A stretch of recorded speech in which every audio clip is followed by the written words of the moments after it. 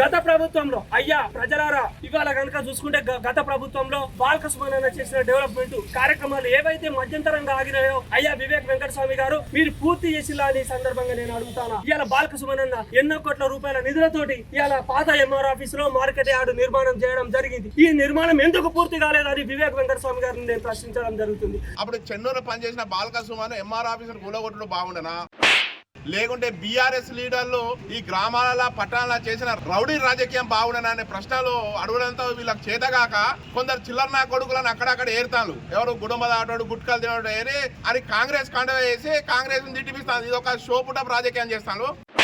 ఇటువంటి చిల్లర వేషాలు మాడుకోవాలి.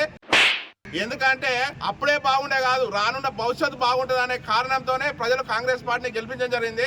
ఈ చిల్లర నాయకులు ఏది మాట్లాడితే దాన్ని సోషల్ మీడియా పెట్టుడు, దాన్ని ఏదో ట్రోల్ చేస్తున్నాడు కానీ పోయే ఇజ్జత్ మాత్రం మీదే అని సందర్భంగా తెలియజేస్తున్నాము.